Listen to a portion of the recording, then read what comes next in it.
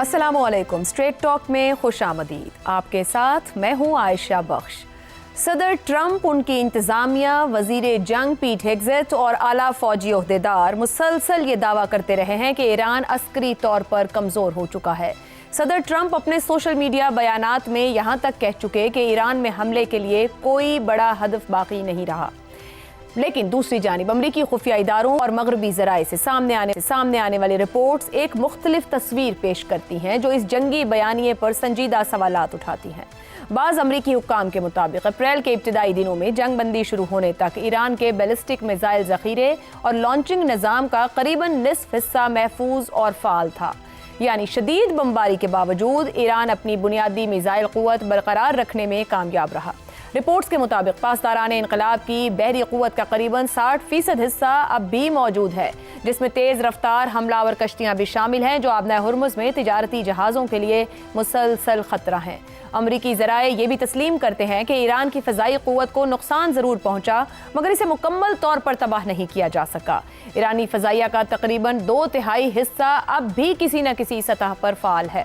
Global fire power index के मुताबिक Iran दुनिया की 145 अफवाज में 16वीं ताकतवर फौज रखता है, जबकि मशरिक़ वस्ता में मिस्र और इजराइल के बाद तीसरे नंबर पर शुमार होता है।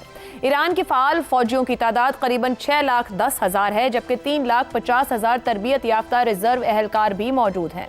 इसके अलावा बसीज के लाखों नीम फौजी रजाकार हंगामी हालात के लिए मुतहर्रिक हैं। ईरान का सबसे मौसर हथियार उसका मिसाइल और ड्रोन प्रोग्राम समझा जाता है। मगरबी रिपोर्ट्स के मुताबिक 60% से ज़ायद मिसाइल लॉन्चर्स और 70% मिसाइल ज़ख़ीरा महफूज रहा है, जो सुरंगों और ज़ेरे ज़मीन बंकर्स में रखा गया है। ईरान के पास तकरीबन 3,894 ड्रोन्स मौजूद हैं, जिनमें जारहाना कार्रवाइयों के लिए मखसूस ड्रोन्स भी शामिल हैं। बाज़ जदीद ड्रोन्स की मार 2000 किलोमीटर तक बताई जाती है। बहरी महाज पर ईरान की असल ताकत गैर मुतनासिब जंगी हिकमत अमली है। आबनाए हुर्मुज़ ईरान के लिए एक स्ट्रेटेजिक हथियार है। तेज़ रफ्तार गन बोट्स, बारूदी सुरंगें और अचानक कार्रवाइयाँ आलमी तिजारत के लिए शदीद खतरा हैं। ये तमाम आदाद व शुमार किसी ईरानी वजीर, पासदारान इनकलाब के तर्जुमान या फिर सरकारी मीडिया ने नहीं दिए, बल्कि अमरीकी हुक्काम, मगरबी अखबारात, दिफाई इदारों और तहकीकी ज़राए ने पेश किए हैं। तहम सवाल सिर्फ अस्करी ताकत का नहीं है, माशी बर्दाश्त का भी है। 2 माह की शदीद जंग, पाबंदियां, इंफ्रास्ट्रक्चर की तबाही और आलमी दबाव ईरान की मईशत पर भारी बोझ डाल रहे हैं। अगरचे ईरान मुज़ाहिमत जारी रख सकता है, लेकिन ये रास्ता कब तक काबिल अमल रहेगा, इस पर माहिरीन में इख्तिलाफ है। ऐसे में बुनियादी सवाल यह है कि अगर ईरान अब भी इतनी अस्करी सलाहियत रखता है, तो क्या सदर ट्रंप और उनकी इंतज़ामिया मुस्तकिल जंग बंदी की कोशिश न करके अमरीकी अवाम को गुमराह कर रहे हैं? और दूसरी तरफ क्या ईरान अपनी बाकी मानदा कुव्वत के बावजूद दुनिया की 2 बड़ी ताकतों अमरीका और इजराइल का ज़्यादा देर तक मुकाबला कर सकेगा, या शदीद मुआशी दबाव आखिरकार उसकी मुज़ाहिमत की हद मुकर्रर कर देगा? इसी ज़ाविये पर प्रोग्राम के आगाज़ में गुफ्तगू रखेंगे। हमारे साथ हैं चौधरी ज़ैगम खान, रज़ा रूमी और आमिर अहमद खान साहब। प्रोग्राम का सवाल आप सभी के लिए। एक तरफ ट्रंप और इंतज़ामिया के ईरान की अस्करी कमज़ोरी के दावे, दूसरी तरफ मगरबी इदारों की तहकीकी रिपोर्ट्स। क्या अस्करी हक़ाइक़ ही ईरानी एतमाद का बड़ा सबब हैं? शहजाद चौधरी साहब, वॉर स्ट्रेटेजीज़ की बात की जाए, आपके ख्याल में क्या इस वक्त जहां पर ईरान खड़ा है, मुकम्मल तौर पर उसकी वॉर स्ट्रेटेजी उसको एज दे रही है और यही उसके एतमाद का सबब बन रहा है? अच्छा, स्ट्रेटजी से पहले, क्योंकि आपने जो सवाल उठाया है उसका ताल्लुक इससे है कि किसकी कितनी कुव्वत है, और फौजी कुव्वत की बात कर रहा हूँ। माशी कुव्वत का भी आपने जिक्र किया, माशी बर्दाश्त का भी, तो वो बाद में मेरा कोई साथी उसको बड़े अच्छे तरीके से कवर कर लेगा। लेकिन हमने जब भी इस बहस में उलझे हैं, और ख़ासतौर पर हमारे यहाँ, मैंने ये देखा है कि हम लोग फौजी सतह की जो सिचुएशन है उसको बड़ी जल्दी स्ट्रेटेजिक से भी बढ़ के आगे तहजीबी तौर पर उसको ज़्यादा जांचना शुरू कर देते हैं, और उससे ये होता है कि जो हमारा तज्जियात हैं उसके अंदर एक कहीं ना कहीं पे गैप रह जाता है। सर, इजाज़त दीजिएगा शहजाद साहब, ये हम इनमें से कुछ बात नहीं कह रहे, जो नंबर्स और फिगर्स रिपोर्ट्स दे रही हैं सिर्फ वो सामने रख के आपसे इस पे इसीलिए मैं उन्हीं के हिसाब से बात करूंगा जो कि नंबर्स हमारे पास हैं। और दूसरी बात यह है कि नंबर्स एक चीज़ बताते हैं, और जो क्वालिटी जजमेंट होती है, जो क्वालिटेटिव उसके ऊपर इफेक्ट्स आते हैं, वो टोटली डिफरेंट होते हैं। तो नंबरों के ऊपर बात नहीं होती, बात ये होती है कि आपकी कैपेसिटी और कैपेबिलिटी कितनी है। अच्छा, तो जब इस चीज को देखते हैं तो पहली बात तो ये समझ लेने की जरूरत है कि जिस जंग का वाज़ेह नतीजा ना निकले, उस जंग को फिर प्रेस कॉन्फ्रेंसेस और ट्वीट्स और सोशल मीडिया पे और नैरेटिव्स के साथ जीतने की कोशिश की जाती है। दुरुस्त। तो सबसे पहला तो हमें यह मान लेना चाहिए कि ईरान वाली जो जंग थी इसके ऊपर कोई वाज़ेह नतीजा नहीं निकला। इसलिए दोनों तरफ, एक तरफ अगर ट्रंप की ट्वीट्स हैं और पीटर हेग्सेथ की प्रेस कॉन्फ्रेंसेस है, तो दूसरी तरफ तस्नीम की प्रेस रिलीजेस और मुख्तलिफ चीज़ें जो कि आती हैं। तो ये IRGC और तस्नीम एक तरफ है, तो हेग्सेथ और ट्रंप दूसरी तरफ है। तो इसीलिए ये कन्फ्यूजन है। वो अपनी अपनी कहानियां सुनाते हैं अपने अपने लोगों को और दुनिया को। वो जो अपने, लेकिन इसका ये मतलब नहीं है कि हमारी आंखें बंद हैं। अच्छा, अमेरिका की एक ओवरवेलमिंग फोर्स थी, इसमें कोई शक की बात नहीं है। उस ओवरवेलमिंग फोर्स के साथ क्या वो अपने वो नतायज, स्ट्रेटेजिक नतायज हासिल करना चाहता था? क्या वो कर पाया? नहीं। अच्छा, अगर वो नहीं कर पाया तो क्या इसका मतलब यह है कि वो अब बिल्कुल कभी नहीं कर सकता, या जब चाहे दोबारा एक और कोशिश कर सकता है, या जितनी मर्तबा चाहे कोशिशें कर सकता है? कर सकता है, बिल्कुल उसकी अपनी हैसियत और हकीकत अपने तौर पे अपने पास है। हम बहुत बड़ा एक इशू बनाते हैं कि उसने, उसके जहाज गिर गए, उतने उसके देखिए मिसाइल खत्म हो गए, इतने इंटरसेप्टर्स खत्म हो गए। कितनी देर लगती है उनको रिकवर करने में? कहाँ कहाँ से वो जमा करके उनको नहीं बना सकता? जहाजों की उसके पास कमी तो नहीं है। तो जो उसने तो मुश्किल से यहाँ पे अपने जो रिक्वायर्ड नंबर्स हैं वो रखे हुए हैं, बाकी जहां से जब चाहे उठा के ला सकता है। तो इसलिए अमेरिका की दिफाई कुव्वत को, या उसकी एग्रेसिव कुव्वत को, या ऑफेंसिव कुव्वत को कोई कोई कोई गजंद नहीं पहुंची। वो जब चाहे इस किस्म का अटैक 2 3 4 मरतबा भी कर सकता है, जो उसने किया। दुरुस्त। लेकिन हुआ क्या है? हुआ यह है कि उसकी साख को जरूर नुकसान पहुंचा है। वर्ल्ड ऑर्डर जिस तरीके से क्रिएट किया गया था, उसमें ट्रंप का अपने भी सोच है। उसने मेगा करके, अमेरिका फर्स्ट करके, इस किस्म की बातें करके उसी वर्ल्ड ऑर्डर को नुकसान भी पहुंचाया है। तो स्ट्रेटेजिक लेवल के ऊपर उसको कमजोरियां महसूस हुई हैं।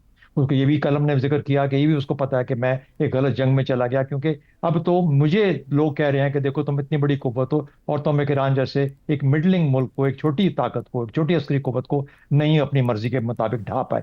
मकसद क्या होता है हर जंग का? कि जो मेरा एडवर्सरी है वो इस तरीके से काम करे जिस तरीके से मैं चाहता हूं, यानी कंफर्म कर रहे, अपनी सोच को बदल ले, अपने तरीकाकार को बदल ले। तो वो तीनों तरफ, ना ईरान ईरान जी। इसराइल के साथ कर पाया, ना ईरान अमेरिका के साथ कर पाया, ना अमेरिका ईरान के साथ कर पाया, ना इसराइल ईरान के साथ कर पाया।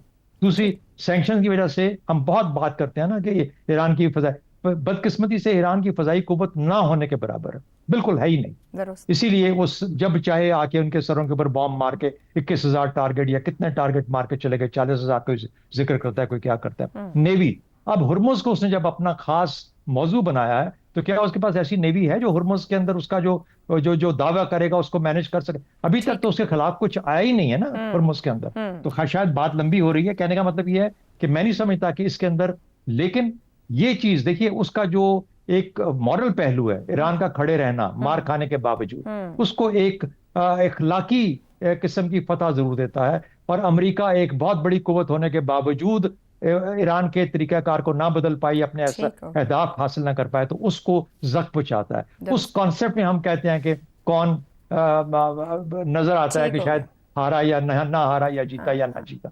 लेकिन मेरा ख्याल है कि कैपेसिटी और कैपेबिलिटी के हिसाब से कोई फर्क, जाहिर है कि कोई मुकाबला नहीं है दोनों के अंदर। और बिल्कुल जब हम उस दुरुस्त। तरह जांचते हैं तो फिर हमें एहसास होता है कि जंग बंदी की जरूरत असल में ईरान को ज्यादा होनी चाहिए। हम्म। उसको ज्यादा जरूरत है ताकि उसको पीस का और अमन का वक्त मिले।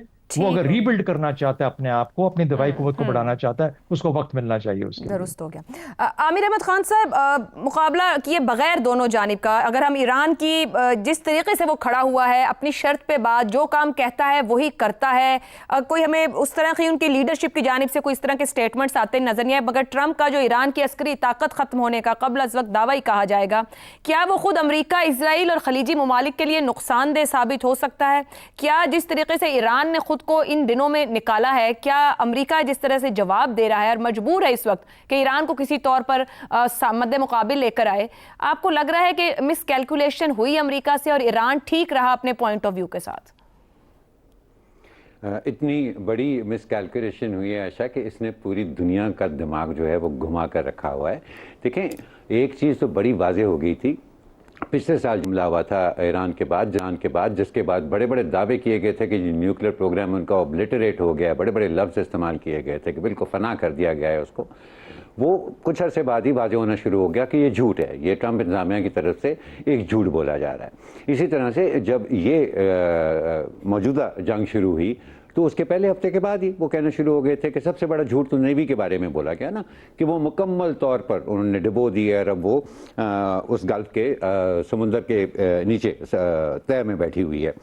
फिर इसी तरह से उनके मिसाइल प्रोग्राम और उनका जो ड्रोन प्रोग्राम है उसके ऊपर भी जो दावे किए गए कि 90% तक हमने वो कैपेबिलिटी ख़त्म कर दी है। उस वक्त तक मेरा ख्याल है दुनिया को ये एहसास हो गया था कि ये जो फिगर दिए जा रहे हैं गालिबन में कोई बहुत ज़्यादा हकीकत नहीं है, लेकिन फिर भी लोग समझते थे कि चलिए थोड़ा बहुत एग्जैजरेशन का एलिमेंट होगा, लेकिन लार्जली तो उनकी दिफाई कुव्वत जो है वो ख़त्म होगी। अब जब उनकी अपनी इंटेलिजेंस कम्युनिटी की असेसमेंट सामने आई है, और ये कोई अगर आप गौर करें ना शायद कोई 7-8 दिन 10 दिन तकरीबन पहले से ये आहिस्ता आहिस्ता करके लीक आउट होना शुरू हो गई थी ये चीज़ कि अमेरिकन इंटेलिजेंस कम्युनिटी की जो असेसमेंट है ईरान की डिफेंसिव कैपेबिलिटीज़ की, वो यकसर मुख्तलिफ है ट्रंप एडमिनिस्ट्रेशन की असेसमेंट से, और ख़ास तौर पे प्रेसिडेंट ट्रंप जो खुद अपनी ट्वीट्स में करते थे उससे यकसर मुख्तलिफ है। तो ये this is one of the many surprises, वो बहुत सारे हैरान कुन कार्रवाइयाँ जो कि ईरान ने की हैं ये उसी का हिस्सा है। लेकिन वो आपके सवाल में एक बड़ा इंटरेस्टिंग एलिमेंट ये है कि क्या यही अस्करी कुव्वत जो अब भी बरकरार है ईरान की, क्या यही उसकी एतमाद की बुनियादी वजह है? तो अच्छा, मैं तो कम से कम ये समझता हूँ कि यस डेफिनेटली जिस तरह से उन्होंने अपने आप को एसिमेट्रिकली तैयार किया है एक जंग के लिए, वो भी उनके एतमाद की बहुत बड़ी वजह है। लेकिन let's not forget one thing है कि ये जंग ईरान में जहाँ पर उनकी फ़ौज ने लड़ी है, रेवोल्यूशनरी गार्ड्स ने लड़ी है, वहीं ये जंग अवाम ने भी लड़ी है। और जिस तरह से वो अवाम एक ऐसी रजीम जो कि मकामी सतह पर दाखिली एतबार से कोई बहुत मकबूल रजीम नहीं है, एक गैर मकबूल रजीम के पीछे अपने वतन की खातिर जिस तरह से ईरानी अवाम खड़ी हो गई है कि कम अज़ कम उनकी हुकूमत को भी, उनकी फ़ौज को भी और रेवोल्यूशनरी गार्ड्स को भी अंदरूनी सतह पर किसी किस्म का कोई ख़तरा महसूस नहीं किया उन्होंने। और यही वो चीज़ थी जिसने इसराइल का जो इनिशियल कैलकुलस था कि जी रजीम डिकैपिटेशन हो जाए तो उसके बाद अवाम खुद खड़े होंगे, वो सारा। सो आई थिंक ज़्यादा एतमाद अब जो ईरान की हुकूमत है और ईरान की दिफाई कुव्वत है उसको इस चीज़ में है कि नहीं, हमारे से जितनी भी नाराज़गी है हमारी अवाम की, वो खुश हैं या नहीं हैं, लेकिन ईरान के दफ़ा के लिए वो एक हैं, और जब तक वो एक हैं तब तक जो हमारे बारे में दावे किए जा सकते हैं और हमें मिटाने के दावे किए जा सकते हैं वो मुमकिन नहीं। एंड में मैं सिर्फ इतना कहूँगा आयशा कि आप फ़र्ज़ करें कि वो जो इजराइल ने पट्टी पढ़ाई थी अमेरिका को कि जी डिकैपिटेशन के बाद मुजाहरे होंगे और फिर रजीम चेंज हो जाएगा वहाँ पे, फ़र्ज़ करें कि ऐसा होता कि पहली इनिशियल स्ट्राइक जो थी 2-3 दिनों के बाद, उसके बाद जगह जगह मुजाहरे उठते ईरान के अंदर। आफ्टर ऑल ये जंग शुरू होने से 1 महीना पहले तक तो हो रहे थे ना मुजाहरे, वो दोबारा फूट जाते। तो क्या आपका ख्याल है कि ईरान इतनी मुस्तैदी से और इतनी मुस्तकिल मिजाजी के साथ एक इतनी बड़ी अस्करी कुव्वत के सामने इतनी देर खड़ा रह सकता था? तो मैं तो समझता हूँ जी कि बेशक ये बात किसी को पॉपुलिस्ट लगे, लेकिन जो अवामी हमायत ईरानियन रजीम को मिली है इस और के अंदर, असल कुव्वत उनकी वो है, और उसी की बुनियाद पर वो अभी तक खड़े भी हों। दुरुस्त हो गया। ज़ैगम साहब, ट्रंप इंतजामिया के दावे ईरान की अस्करी कमजोरी की और सब कुछ तबाह कर दिया गया, मगर दूसरी तरफ उन्हीं इदारों और वहीं की इंटेलिजेंस की रिपोर्ट्स जो हकायक सामने रख रही हैं, क्या ट्रंप को जानबूझकर गलत फीड किया जा रहा है, या यही हकायक हैं जो ट्रंप को गैर मुय्यना जंग बंदी के लिए मजबूर कर रहे हैं, ईरान को मेज पर लाने के लिए मजबूर कर रहे हैं? अगर ईरान इतना ही कमज़ोर होता जितना ट्रंप साहब रोज़ हमें अपने ट्वीट में बताते हैं, तो यकीन जाने आज इसराइल और अमेरिका ईरान को गज़ा बना चुके होते। आज तेहरान में वही कुछ हो रहा होता जो गज़ा में हो रहा है। इसराइल का इंतकाम, इसराइल का गुस्सा, और उसके ऊपर अमेरिका का इंतकाम और अमेरिका का गुस्सा ईरान के बारे में फ़लस्तीनियों से कहीं कहीं बढ़कर है। ईरान के साथ वही करना था अमेरिका ने कि जो बात ट्रंप साहब के मुंह से निकल गई, तहजीबी बर्बादी। गज़ा में तहजीबी बर्बादी की ना इन्होंने, सैकड़ों हज़ारों साल पुरानी बिल्डिंग्स, वर्षा सब मिलियामेट किया ना, पूरी आबादी को तबाह किया ना। यही कुछ पूरे ईरान में करते हैं। अगर नहीं कर पाए तो इस वजह से कि नहीं कर सकते, कोई मुवाजना ही नहीं है, इसमें क्या शक है। अमेरिका का दिफाई बजट ईरान के कुल बजट से बहुत ज्यादा है, 800 बिलियन से ऊपर, $1 ट्रिलियन। ईरान तो खरीद भी कुछ नहीं सकता। वो तो रूस से असला नहीं खरीद सकता, रूस उसको असला नहीं देता, जेट नहीं देता, उसको S-400 नहीं देता, S-500 नहीं देता। जो देता है वो छुप छुप के थोड़ी बहुत टेक्नोलॉजी देता है। कहाँ से आएगी उसकी एयरफोर्स जब उसको कोई जहाज ही नहीं देगा? कहाँ से आएगी नेवी उसको जब कोई शिप्स ही नहीं देगा, सब मरीन्स ही नहीं देगा? नहीं है कुछ, कोई शक नहीं है। लेकिन इसके बावजूद आप देखिए, उनके अज़्म को सलाम कीजिए और उनकी ज़हानत को सलाम कीजिए कि वो एक नई जंग में दुनिया को ले आए हैं, 21वीं सदी की asymmetric warfare. They have redefined battle and the battle grounds. और ये गोरिल्ला जंग नहीं है। एसिमेट्रिक की जब हम बात करते हैं तो गोरिल्ला जंग की, वियतनाम की बात आती है। अभी अमेरिका के टॉप एक्सपर्ट्स कह रहे हैं it's Vietnam on steroids, it's Vietnam on steroids for America. लेकिन जहां तक जंग का ताल्लुक है, ये बाकायदा 2 कौमों की बल्कि 3 मुल्कों की जंग हो रही है। गोरिल्ला वारफेयर नहीं है, पहाड़ों में छुपकर नहीं ईरानी लड़ रहे हैं, ये 2 फौजें ही लड़ रही हैं। और कैसी उन्होंने एसिमेट्रिक वार की, आप देखिए कि किस तरीके से उन्होंने मिसाइल प्रोग्राम बनाया, अपने मिसाइलों से, अपने ड्रोनों से, प्रेसिजन टेक्नोलॉजी को उसमें ऐड करते उन्होंने तमाम जो कमजोरी थी उसको काउंटर किया। बहुत नुकसान हो रहा है उसका, लेकिन उसने कोई कसर छोड़ी है जाके इसराइल पे? फिर उसमें जो सबसे अहम बात है, किस तरीके से उन्होंने इस बैटल को रीडिफाइन किया, जो मैं आपसे अर्ज कर रहा था, जिसको हॉरिजेंटल एस्केलेशन कहते हैं। दुरुस्त। उसने मैदान जंग अपने घर तक महदूद नहीं रहने दिया।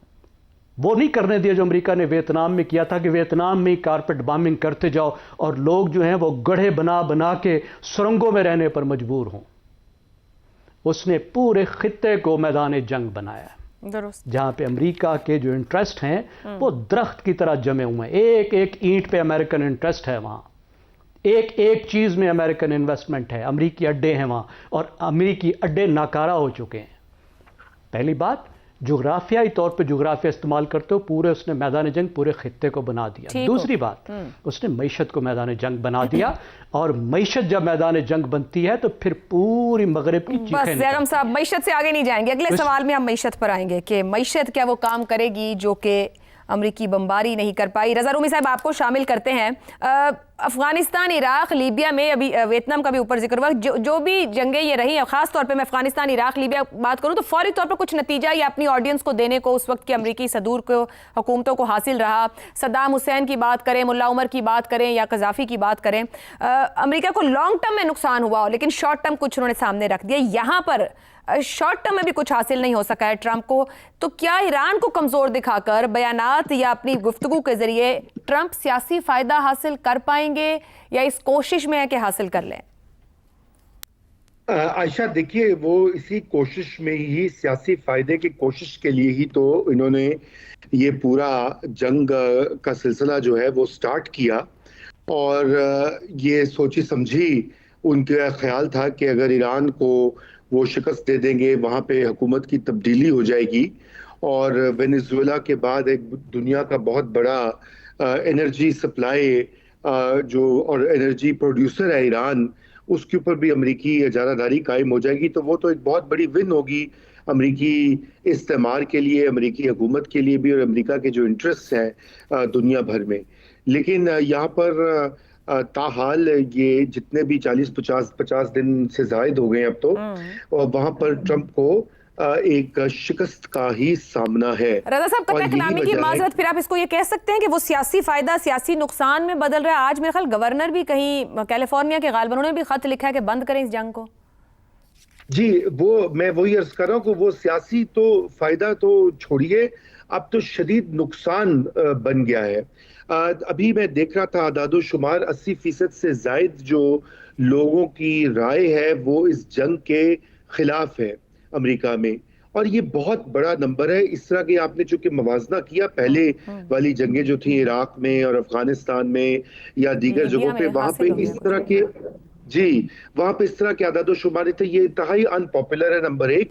और नंबर 2 ये कि यहाँ पर ये भी साबित हो रहा है और दिखाई दे रहा है कि अमेरिका के पास जो लेवरेज है वो नहीं है, अगरचे कि उसकी मिलिट्री माइट कहीं ज्यादा है, अगरचे कि उसके वसाइल बहुत ज्यादा है और लातादाद एम्यूनिशन और सब कुछ है, लेकिन वो जो तरीकाकार और जो हिकमत अमली ईरान ने अपनाई है उस प्लेन के ऊपर वो नहीं शिकस्त दे पाया अमेरिका। और सबसे अहम चीज है कि जो इस पूरी जंग का एक हदफ था बहुत बड़ा, वो था रजीम चेंज, हुकूमत की तब्दीली, और वो भी नहीं हो पाया, बल्कि वो भी मिस कैलकुलेशन और गलत अंदाजे लगाए गए थे या गलत इंफॉर्मेशन की बुनियाद के ऊपर ये जंग की गई। तो वो भी अब जिसे कहना चाहिए एक वबाल जान बन गया अमेरिकी हुकूमत के लिए, क्योंकि जिन लोगों को ख़त्म किया गया उनसे कहीं ज़्यादा हार्ड लाइनर लोग जो हैं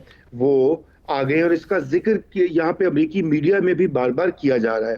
तो इसलिए आयशा ये एक ऐसा जुआ खेला अमेरिका ने जिसमें कि फिलहाल तो कोई ऐसी इसमें कामयाबी दूर दूर से नहीं दिखाई दे रही। और देखिए ये जो जंग बंदी सीज फायर जो इनडेफिनेट पीरियड के लिए हुआ, ये खुद इस अमर की निशानदही करता है कि अमेरिका ये जंग नहीं मजीद फैलाव चाहता। और यही वजह है कि पाकिस्तान की सालिसी और तुर्की और मिस्र के साथ जो बातचीत है अमेरिका की, उसमें यही बार बार जिक्र होता है कि किस तरीके से दोनों पार्टीज को मुज़ाकरात की मेज पे ला के इस मामले को ख़त्म किया जाए। ये इस वक्त एक इम्पेरेटिव बन गया। मैंने आपको अनपॉपुलैरिटी की बात तो बता ही दी है, वसाइल की भी बात बता दी है, फिर उसके अलावा जो इसके अभी आपने अगले सेगमेंट में माशी असरात की बात करनी है, लेकिन खुद अमेरिका के अंदर जो है इसकी जो माशी असरात है वो ऑलरेडी आना शुरू हो गए हैं। और कल भी द इकोनॉमिस्ट की ये रिपोर्ट थी, मैंने इसको शेयर भी किया एक्स के ऊपर, कि उन्होंने कहा कि ना सिर्फ ये नवंबर में रिपब्लिकन पार्टी जो है वो कांग्रेस में शिकस्त खा जाएगी, बल्कि सेनेट की जो इलेक्शन होंगे बकाया नशस्तों के, उसमें भी उसको शिकस्त का सामना हो सकता है। आप बताइए कि इससे बड़ी सियासी सेटबैक क्या होगा? और बिल्कुल हम भी इसी सियासी नुकसान की बात कर रहे हैं कि फायदे की बजाय नुकसान उठाने जा रहे हैं ट्रंप और ट्रंप की स्ट्रेटेजी। एक ब्रेक लेते हैं, हम ब्रेक से वापस आएंगे तो बात करेंगे कि हमने बात की कि ईरान की ताकत इस वक्त क्या बन रही है या उसकी वॉर स्ट्रेटेजी क्या उसको कॉन्फिडेंस दे रही है। तो ट्रंप की जानिब से जो कुछ कहा जा रहा है और अब आपने हुर्मुज़ की बंदिश और नाकाबंदी, वो इस पर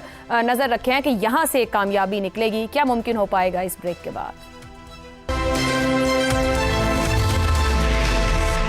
प्रोग्राम में एक बार फिर खुशामदीद।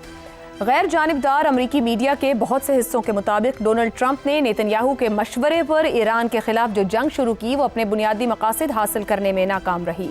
ना ईरान में रजीम चेंज हो सका, ना मिसाइल सिस्टम तबाह हुआ, ना प्रॉक्सीज खत्म हुई और ना ही एटमी प्रोग्राम रुका। यहाँ तक कि अवामी बगावत और दाखिली इंतशार की उम्मीदें भी दम तोड़ गईं।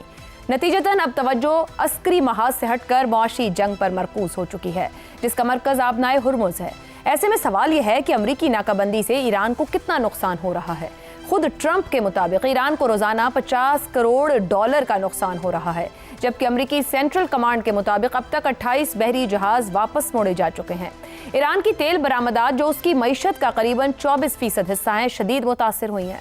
दूसरा सवाल यह है कि मुमकिना नुकसान कितना हो सकता है। माहिरीन के मुताबिक अगर बरामदात मुकम्मल बंद हो जाएं तो ईरान को माहाना तकरीबन $13 अरब का नुकसान हो सकता है, जबकि जंगी नुकसानात का तखमीना $270 अरब तक पहुंच चुका है। ताहम ईरान रोजाना 30 लाख बैरल तेल पैदा करता है और इसके पास 14 से 15 करोड़ बैरल फ्लोटिंग स्टोरेज मौजूद है, जिससे वो वक्ती दबाव बर्दाश्त कर सकता है। तीसरा सवाल यह है कि क्या यह हिकमत अमली मौसर साबित होगी। एक तरफ माहिरीन कहते हैं कि ईरान पाबंदियों का आदी है और मुतबादिल रास्ते जैसे जस्क बंदरगाह और डार्क फ्लीट्स इस्तेमाल कर रहा है। ऐसे में बुनियादी सवाल यह है कि क्या अब तक बनाई गई हर हिकमत अमली में नाकामी के बाद ट्रंप की यह अस्करी और माशी चाल कामयाब हो पाएगी? क्या आपने हुर्मुज़ की नाकाबंदी वाकई ईरान को कर देगी कि वो अमरीकी शराइत पर झुक जाए, या यह दाव भी नाकाम रहेगा? इसी पर पैनल के सामने सवाल रखेंगे। ईरान जंग, अमरीकी मकासद में मुसलसल नाकामी, आबनाए हुर्मुज़ की नाकाबंदी, क्या माशी दबाव वो काम कर पाएगा जो अमरीकी बमबारी और अस्करी ताकत ना कर सकी? ज़ैगम साहब। आयशा, रोज़ ख़बरों में देखती होंगी एहतजाज भी हो रहे होते हैं कि 6 महीने से तनख्वाह नहीं मिली, 8 महीने से तनख्वाह नहीं मिली, 10 महीने से तनख्वाह नहीं मिली। प्राइवेट इदारे भी होते हैं, सरकारी इदारे भी होते हैं। क्या अमरीकी और बरतानवी भी 6 महीने 8 महीने तनख्वाह के बगैर गुजारा कर सकते हैं? नहीं कर सकते। रेजिलियंस में तकलीफ उठाने में अमेरिका और यूरोप और दुनिया के तरक्की याफ्ता मुल्क ईरान का मुकाबला नहीं कर सकते। माशी तौर पर ईरान को सज़ा देकर अपनी मर्जी मुसल्लत करने की कोशिश तो 47 साल से चल रही है। हालिया तारीख में देखें, बाराक ओबामा ने बहुत सख्त लगाई थी पाबंदियां, फिर 2015 में नरमी हुई, 2018 में जो मुआहदा तोड़कर ट्रंप साहब ने दोबारा सख्तियां शुरू की तो उन्होंने नाम ही उसका रखा था मैक्सिमम प्रेशर कैंपेन। 2018 से ईरान जो है वो मैक्सिमम प्रेशर कैंपेन सह रहा है, बेतहाशा उस पर पाबंदियां हैं, 50-50% उसमें इन्फ्लेशन है, तो वो 6 महीने नहीं निकाल सकता। तो क्या दुनिया 6 महीने निकाल सकती है? परसों CNN की एक खबर थी कि यूरोप में जेट फ्यूल 6 हफ्ते में खत्म हो जाएगा। जी बिल्कुल, 6 हफ्ते में यूरोप में तमाम जेट जो हैं वो ग्राउंडेड होंगे, एशिया में भी ग्राउंडेड होंगे। आप तसव्वुर कर सकती हैं वहाँ इकानमी का क्या हशर होगा। एविएशन कितनी अहम है, हब्स कितने अहम है, खुद एविएशन जो है वो कितने सामान को मूव करती है। फिर इस वक्त दुनिया जो इस्तेमाल कर रही है तेल, जो स्ट्रेटेजिक रिजर्व्स हैं जो रखे इसलिए गए थे कि उफ्ताद पड़ेगी तो इस्तेमाल करेंगे, उसको इस्तेमाल करके कीमत को बचाया जा रहा है। और जब ये स्ट्रेटेजिक रिजर्व खत्म होंगे, ये हफ्तों की बात है, उसके बाद क्या होगा? क्या ये बर्दाश्त कर सकते हैं? मईशत के मैदान में जंग तो ईरान लेकर आया है, अमेरिका तो नहीं लेकर आया। अमेरिका ने, क्योंकि वो खुद बीच में घुसने को तैयार नहीं है आबनाए हुर्मुज में, होता तो ये घुसे। ठीक हो गया, आपकी बात एक और नुक्ते की तरफ भी तवज्जो दिला रही है कि ट्रंप रिएक्शनरी खेल रहे हैं ये बार। ठीक हो गया ज़ैगम साहब के ईरान अपनी ग्राउंड पे खिला रहा है। रजा साहब, क्या अपने हुर्मुज की नाकाबंदी का दाव कामयाब हो पाएगा? कुछ देर पहले अभी ट्रुथ सोशल पे ट्रंप ने फिर पैगाम दिया है कि हर कश्ती को उड़ा दिया जाए जो भी कश्तियां ईरान से मुताल्लिका। सो ये दबाव, जंग समंदर में आके लड़ी जा रही है, ये इकोनॉमिक प्रेशर, ये वो जीत दे देगा जो ट्रंप चाह रहे हैं? देखिए, ये जीत भी नहीं इतनी आसानी से मिलने वाली, क्योंकि ये जीत तो ऐसी ही होगी कि मैं अपने पाँव पे कुल्हाड़ा मार के कहूं कि देखो मैं अपने हरीफ को भी कुल्हाड़ा मार रहा हूं। तो वाकया यूं है कि आबनाए हुर्मुज का जो मसला है और उसकी वजह से जो सप्लाई शॉक्स दुनिया भर में वो वजूद में आए हैं और महंगाई जो बढ़ रही है हर जगह तेल की कीमतों की वजह से, और दीगर जो अशिया है, कमोडिटीज की जो तजारत है, उसमें भी बहुत बड़ी रुकावट आ चुकी है। तो इस वजह से आयशा, ये अब एक सीरियस मसला बन गया है ग्लोबल इकोनॉमी के लिए। अमेरिका से आगे ये बात निकल गई है, और शायद आपने देखा कि ये डिप्लोमेसी की दुनिया भर क्यों इतनी सपोर्ट कर रहा है पाकिस्तान को। पाकिस्तान के साथ हर लीडर ने बात की है, हर मुल्क ने इजहार यकजहती का ऐलान किया कि बिल्कुल आप ये करवाइए सुलह सफाई, मीडिएशन और सालिसी। उसकी बुनियादी वजह यह है कि सभी को माशी जो हिट हुआ है ईरान की इस ये स्ट्रेटेजिक जो उनके हाथ में ये गेम है आबनाए हुर्मुज को बंद करने की, ये उसी का शाखसाना है। और ये एक ऐसी चीज थी जिसके ऊपर अमेरिका में एक बहुत सीरियस डिबेट इस वक्त जारी है कि क्या डोनाल्ड ट्रंप और उसके हवारियों ने इस चीज को एस्टिमेट किया था, क्या इसका जायजा लिया था कि ईरान ऐसा कर सकता है। अगरचे यहाँ पे माहिरीन का ये कहना था कि ईरान बिल्कुल ऐसा कर सकता है, लेकिन लगता यह है कि इस इंतजामिया ने इसको मद्देनजर नहीं रखा और अब उसका खमियाजा सब भुगत रहे हैं। अब क्या ईरान को ब्लॉकेट करके अमेरिका नुकसान, वक्ती तौर पे बिल्कुल नुकसान पहुंचा सकता है और वो ऑलरेडी उनको हिट होगा आने वाले दिनों में, मगर उससे कहीं ज्यादा अमेरिका और मगरिबी मईशतें जो है और दुनिया की आलमी मईशत जो है उसको भी नुकसान होगा। देखिए, ईरान को चीन और रूस की सपोर्ट बरकरार है और वो उसको डूबने नहीं देंगे, ये सब तो साफ बात अब क्लियर है अभी तक जो दिखाई दे रहा है। लेकिन अमेरिका और मगरिबी जो ममालिक हैं उनकी माशी जो सिचुएशन है वो और खराब हो सकती है। दुरुस्त हो गया जी। एक ब्रेक लेते हैं, ब्रेक के बाद गुफ्तगू आगे बढ़ाएंगे। शहजाद चौधरी साहब, जदीद जंगों में माशी हथियार भी उतने ही खतरनाक साबित होते हैं जितना कि रवायती हथियार। ये जो आबनाए हुर्मुज की नाकाबंदी की गई अमेरिका की जानिब से, ये माशी हथियार कारगर साबित होगा, ये रिजल्ट ओरिएंटेड होगा अमेरिका की वॉर स्ट्रेटेजी के लिए? देखिए, अगर जज्बात और एहसासात के मुताबिक देखा जाए तो फिर तो दुनिया की कोई चीज़ भी ईरान को हावी होने पे माने नहीं है। ईरान तो फिर हर चीज़ के ऊपर हावी हो सकता है अगर जज्बात और एहसासात को देखा जाए। एहसासात खासतौर पर पाकिस्तान में मुझे हैरानगी होती है लेकिन बहरहाल देखिए, एक मुआवजा करते हैं, एक मुआवजा। अस्करी तौर पर ईरान अमेरिका से बड़ी कुव्वत है या छोटी कुव्वत है? यानी अमेरिका कितना फर्क है अस्करी लेवल के ऊपर? मुआशी तौर पर अमेरिका और ईरान में कितना फर्क है या नहीं है? मानना पड़ेगा ना कहीं पे तो। टेक्नोलॉजी के अंदर कितना फर्क है? अब ये वो चीजें हैं जो कि मिलके आपको एक कैपेबिलिटी देती हैं, ये तीनों चीजें। तो अब ये कहना कि अच्छा अमेरिका अपनी पूरी कैपेबिलिटी इस्तेमाल क्यों नहीं कर रहा, यही इराक था ना 5-7 वाला 1991 में क्या हुआ था, पूरे का पूरा रोल ओवर हो गया था ना। अच्छा, तो कहने का मतलब ये है कि इस वक्त ईरान रोल ओवर नहीं करना चाहता है इसको, वो कोशिश, या अमेरिका नहीं करना चाहता ईरान को, वो कोशिश उसकी ये थी कि मुझे जल्दी से जल्दी 3-4 दिनों में, हफ्ते में कुछ जो नताइज मिल सकते हैं वो मिल जाए।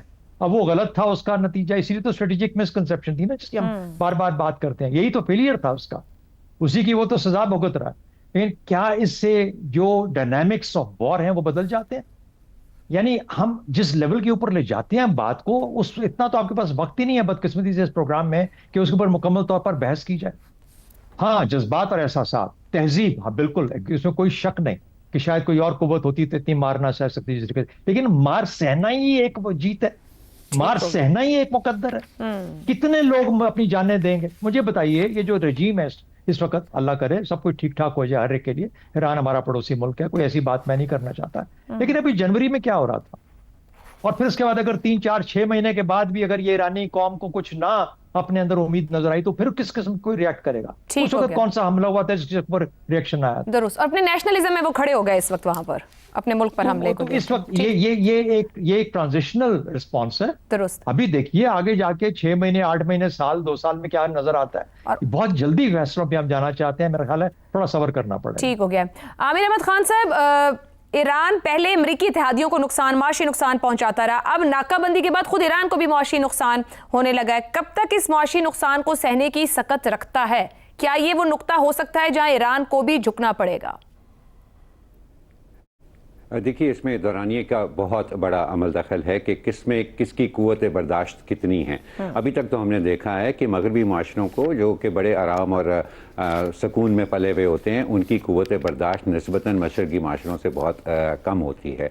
और अगर ईरान को इस तनाज़र में अगर आप देखें तो वो तो एक बहुत अरसे से बड़ी सख्त पाबंदियों के तहत रह रहा है। दूसरी जो इम्पॉर्टेंट चीज़ है आयशा, वो ये है कि इस जंग के असरात, जो इसमें सप्लाई चेन डिसरप्शन हुई है, अभी उसके मुकम्मल नताइज सामने नहीं आए हैं। अभी उसके असरात मुकम्मल तौर पर दुनिया में फैले नहीं हैं। अभी हमें सिर्फ उसकी झलकियाँ मिल रही हैं। कुछ हमें ईस्ट एशिया के अंदर मिल रही हैं, किसी न किसी हद तक हमें यूरोप में मिल रही हैं, और बहुत ही मामूली सी हद तक हमें अमेरिका में भी मिल रही हैं। लेकिन अगर ये सिलसिला ज़्यादा देर चलता है तो फिर जो क्रिटिकल इंडस्ट्रीज़ हिट होना शुरू होंगी, क्योंकि तवज्जो हमारी सारी तेल के ऊपर है ना, बहुत सारी और भी बहुत क्रिटिकली इंपॉर्टेंट चीज़ें जैसे यूरिया है, जैसे सल्फर है, जैसे कॉपर है, वो भी ईरान के आबनाए हुर्मत से ही गुजरता है। तो जब इस पाबंदियों का मुकम्मल असर पूरी दुनिया के ऊपर होना शुरू होगा, उस वक्त पता चलेगा ना कि किसमें कितनी बर्दाश्त है। और यही यहाँ पर सवाल है कि क्या ईरान उतनी देर अपने आप को खड़े रख सकता है, या जब ये पूरी की पूरी दुनिया के अंदर इसके असरात पड़ना शुरू हो जाएंगे तो फिर जो दबाव अमेरिका पर आएगा इस जंगबंदी का, क्या अमेरिका उस दबाव के सामने खड़ा हो सकता है या नहीं? और ये एक सवाल है जिसका जवाब हमें, अगर जंग ना रुकी तो अभी नहीं, मेरा ख्याल है 2 से 3 महीने में ही हम इसके बारे में क्लियर हो सकेंगे। ठीक हो गया। तमाम मेहमानों का आज के लिए प्रोग्राम से इतना ही, इजाजत दीजिए, अल्लाह हाफ़िज़।